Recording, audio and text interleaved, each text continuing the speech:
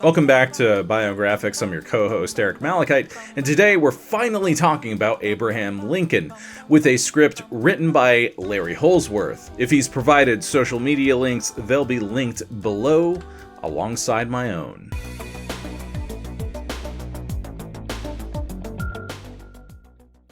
In the public mind, Abraham Lincoln is forever linked with the Civil War, the end of slavery in America, and his ascension to the pantheon as America's first martyred president. He has been written about, portrayed in films and television, his character discussed and dissected, his motives challenged, his policies debated ad nauseum.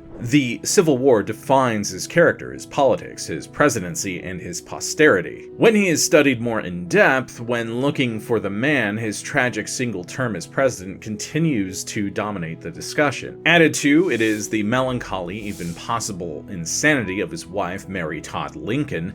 Writers have long claimed that Anne Rutledge, rather than Mary Todd, was the true love of Lincoln's life. Yet Lincoln left behind little evidence to indicate such was the case. And as with his wife, Lincoln's tendencies toward melancholy have long led to speculation regarding his own state of mind as president, as a husband, as a father, and as a lawyer. He was a father of 4 sons, 2 of whom predeceased him. By most accounts, he was an indulgent, even a doting father, much to the exasperation of his wife. Some have written about his indifference to food, but family records kept in his home in Illinois, and at the cottage where he spent much of his presidency, indicate a different story. Far from being a failed and bumbling lawyer, as he is often portrayed, he was a successful attorney with a solid practice, including among his clients, powerful railroad interests and investors. His large Springfield, Illinois home, the only home he ever purchased, attests to his financial success. In many ways, he is still a political symbol, twisted and shaped by modern politicians to fit the mold they desire, in a manner which reflects well upon them. Was he a Christian, a deist, an atheist, or something else entirely? It is easy to find arguments supporting all. Was he a racist, a white supremacist, an abolitionist? One can easily find support for each in books, magazine articles, the newspaper of Lincoln's day, and in modern media. He did not live his life as a marble statue, ensconced on a marble throne overlooking the National Mall as he is remembered today. Nor did he live his life uttering profound platitudes. He was a coarse man who learned to love opera, though he could not comprehend the foreign languages in which it was sung. He was extraordinarily well read for his day. He enjoyed tinkering with machinery, becoming the only American president to be awarded a patent, whiled away many hours wandering through the patent office, admiring the inventions of others. He enjoyed traveling, especially by rail. He spoke often of spending his retirement traveling in Europe and in the Holy Lands he knew only from the Bible. His home was a haven for cats, at least one dog, ducks and turkeys and other pets brought to the house by his sons. Though a man of simple tastes, he and his wife hosted large parties with hundreds of guests, both at his home in Springfield and later at the White House in Washington. Here is a frequently overlooked side of Abraham Lincoln, a self-educated lawyer, riverboat pilot, storekeeper, inventor, volunteer soldier, politician, husband, father, and president of the United States.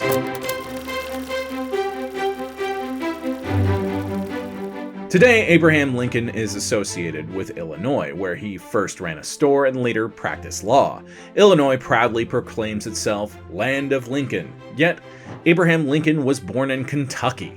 He was a descendant, through his father's family, of the Harrison family, one of the first families of Virginia which, besides Lincoln, produced 2 American presidents, William Henry Harrison and Benjamin Harrison. Lincoln's grandfather was a Revolutionary War veteran who was killed by Indians in Kentucky in 1786. Lincoln's father, then only 8 years old, witnessed the attack. Abraham Lincoln was born on February 12, 1809.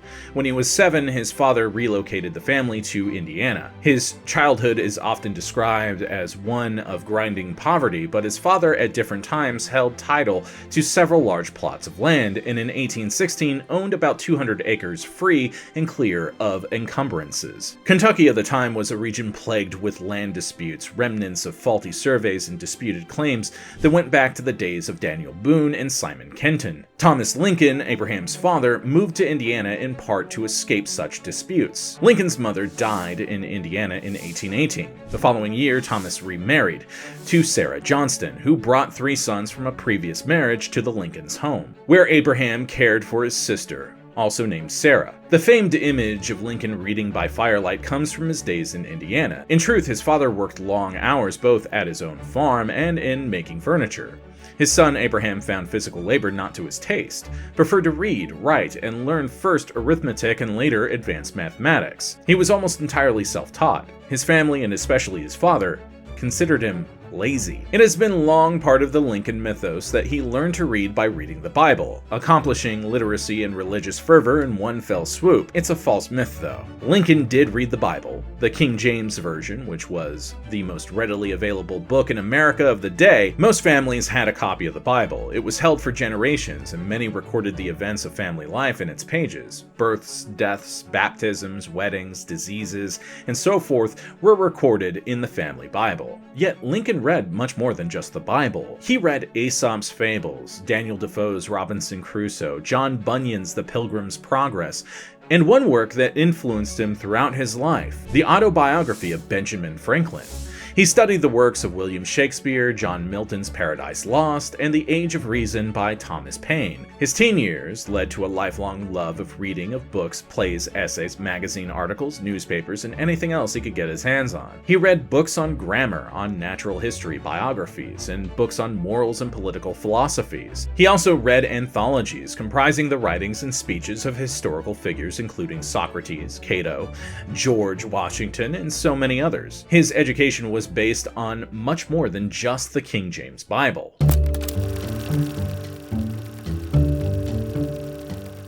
At the age of 19, Abraham Lincoln, resentful of his father's authority and his own need to be a dutiful son and contribute to the family's coffers, made his first venture away from home. By then, the Lincolns were living in Illinois, along the banks of the Sangamon River. When his father decided to relocate the family yet again, Abraham elected to remain in the tiny community of Sangamon Town, about 16 miles upriver from the village of New Salem. There, Abraham and several partners decided to ship a boatload of hogs to market in New Orleans. In order to accomplish their task, they needed a flatboat. So with little experience with either boats or navigation, he had been on one boat trip to New Orleans a few years earlier. Abraham Lincoln and his business partners built a flatboat. Lincoln provided the axe skills necessary to convert growing trees into planks, which were then used to build the boat.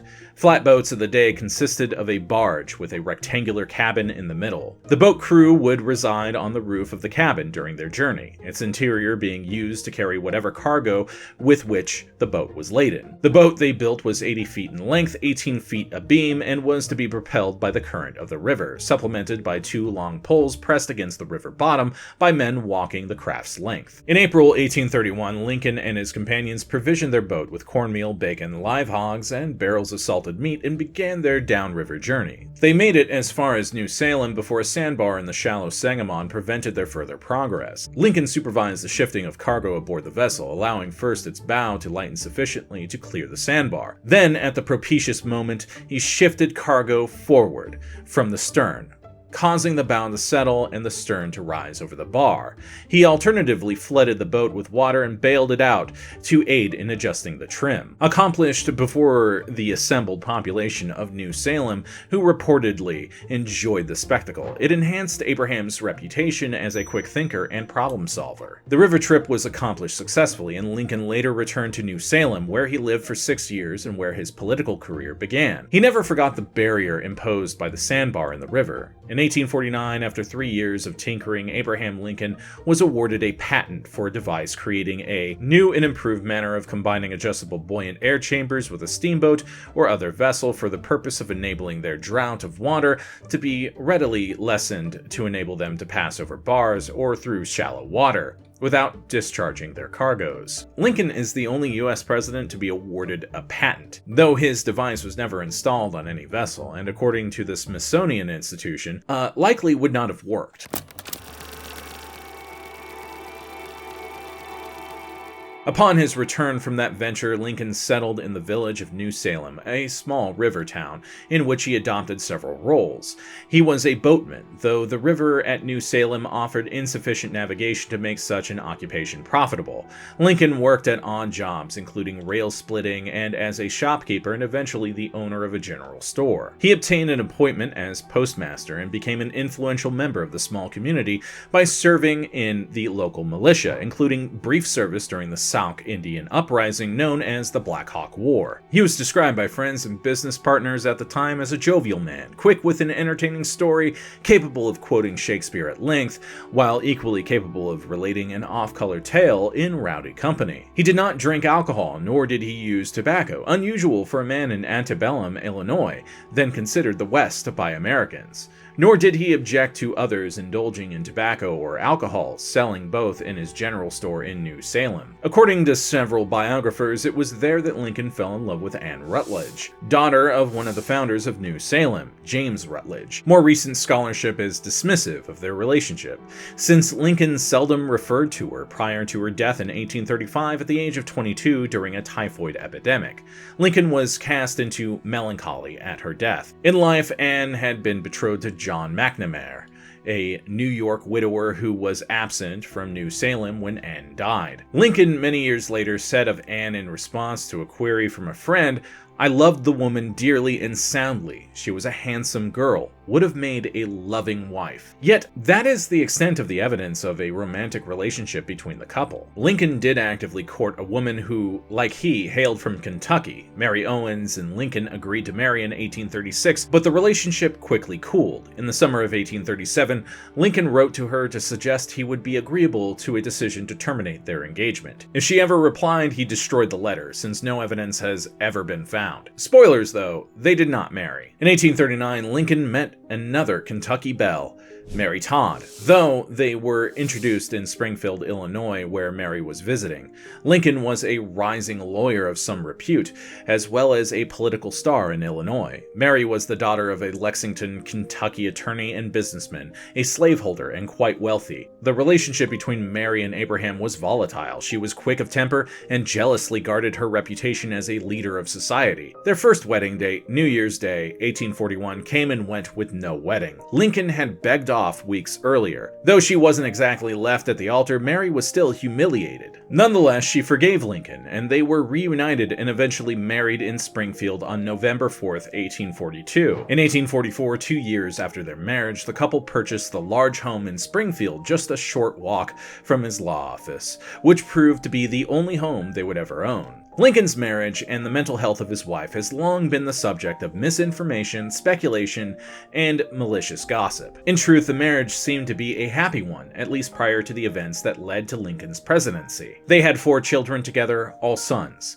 though only one, Robert Todd Lincoln, survived into adulthood. 2 of his sons died during Lincoln's lifetime. The eldest, Edward, whom they called Eddie, died at the age of 3 of tuberculosis. Willie, the Lincoln's 3rd son, died in the White House in 1862, possibly of typhoid fever. Childhood deaths were common in the 19th century, as sad as that may be, and both Lincolns felt the deaths of their sons deeply. Lincoln may have overcompensated by being excessively permissive with his surviving sons, which irritated both his law partners and his wife. Lincoln frequently brought his sons with him to his law office, where their behavior caused his longtime law partner, William Herndon, to note, "Many and many a time that I wanted to wring their little necks." Lincoln ignored their behavior except to acquiesce to their wishes. He continued to indulge their wishes even as president, where Willie and his youngest brother, Tad, had the run of the White House. Mrs. Lincoln berated her husband for his permissiveness, which he largely but diplomatically ignored, giving lip service to her remonstrances and continuing to do as he wished. She ran the house in Springfield, aided by one servant and occasionally by relatives, and paid close attention to her husband's health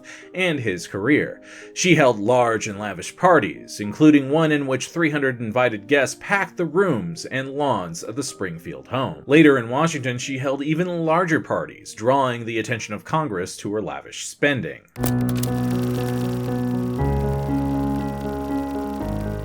As was common on the American frontier, and Illinois was the frontier in the antebellum period. Life was driven by nature. People rose with the sun and walked or rode on horseback as they conducted business. The newfangled railroads and steamboats were viewed with awe by some and suspicion by others. Lincoln viewed the railroads as opportunities. The powerful Illinois Central was one of his legal clients, and he long supported the construction of a transcontinental railroad. Lincoln rose early, breakfast simply, and during the periods he was in Springfield, walked to his law office just a few blocks from his home. During periods when he was riding the circuit, that is, appearing in circuit courts throughout the state, he traveled largely on horseback. His tastes for breakfast were simple, usually an egg and toast, occasionally fortified by porridge. For lunch, he usually had some bread and meat, and whenever possible, an apple. Lincoln loved apples, which he ate from pole to pole, devouring the core from top to bottom. As far as sweets go, he preferred apples steamed in milk, with sugar and cinnamon, and his favorite pie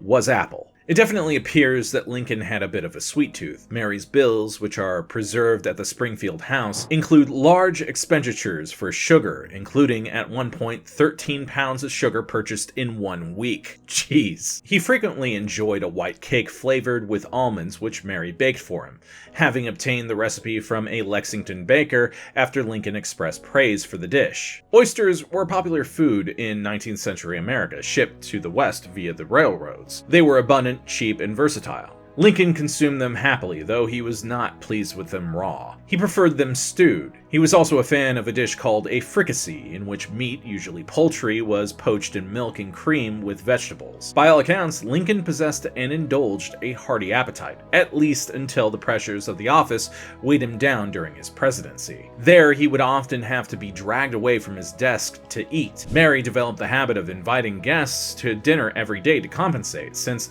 the president could not shirk his duties as a host by not coming to the table. In the summer months in Washington, it was Lincoln's habit to reside in a cottage at the soldier's home. And there, Mary saw that his table was prepared and guests available in order to ensure her husband took proper nourishment. It was one more way in which Mary Todd strove to ease her husband's burdens, efforts which remain largely unacknowledged to the present day.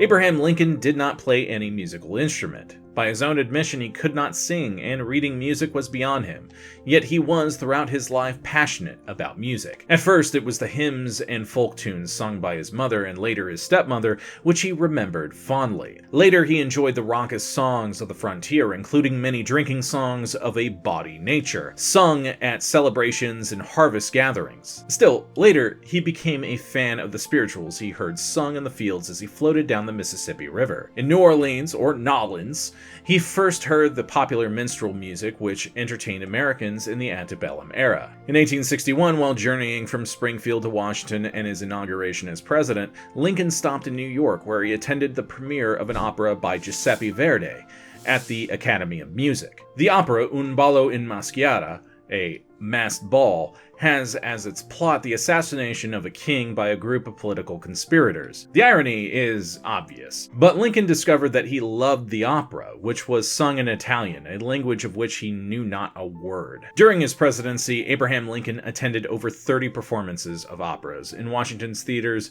including Ford's, Grover's, and the National. At his request, the opera Martha, a comedy written by Friedrich von Flotow, was performed as part of the celebration of his second inauguration in 1865. His love of opera was not limited to attending the performances. Lincoln was the first American president to invite opera singers to perform at the White House, events in which Mrs. Lincoln happily served as hostess. Meta Blanchard, a native of Washington City as it was then known, was the first of many opera divas to sing at the White House by invitation of the president. Her 1861 performance so pleased Lincoln that he rewarded her with a note accompanied by flowers. Lincoln's musical tastes were not limited to opera during his presidency. He welcomed musical prodigies, including a 9-year-old Venezuelan virtuoso, Tereas Carreño, to play at the piano Mary Lincoln installed in the East Room. The precocious child played briefly before declaring the piano to be too badly out of tune for her to continue. Lincoln accepted her judgment with good humor. Mary Lincoln did not. It seems the piano had been heavily used by the Lincoln sons, Willie and Tad, both of whom took lessons as demanded by their mother.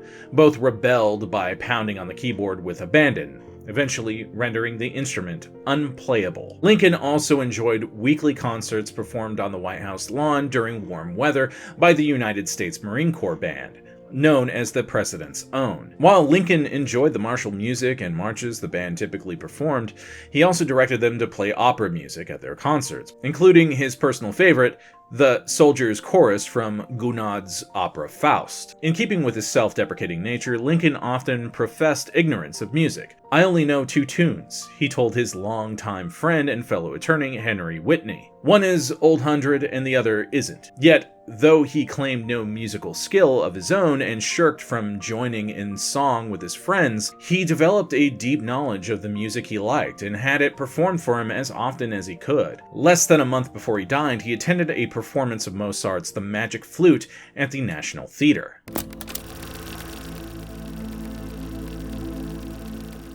In Lincoln's day, access to the president was relatively easy. Visitors, most of them seeking patronage jobs or presidential intercessions of some sort, packed his anteroom, and when he left his offices, he was beset by importuning hopefuls. Lincoln often fled the White House to find peace and quiet. He spent considerable time at the War Department, especially when military operations were ongoing, but he could not escape the burdens of office there. When he felt the need to escape, he frequently went to the Patent Office, which then offered a museum with models of patented machinery and inventions, including his own. At the Patent Office, the president could roam at will, sometimes accompanied by his sons or his secretaries. Lincoln was so enamored of the Patent Office that he selected it as the site for his inaugural ball during the celebrations of his second inauguration in March 1865. Today, the building is operated by the Smithsonian and houses, among other displays, the National Portrait Gallery. His other refuge in Washington was a cottage at the Soldiers' Home, which he used as a summer White House. Lincoln rode into the city to his office in the White House,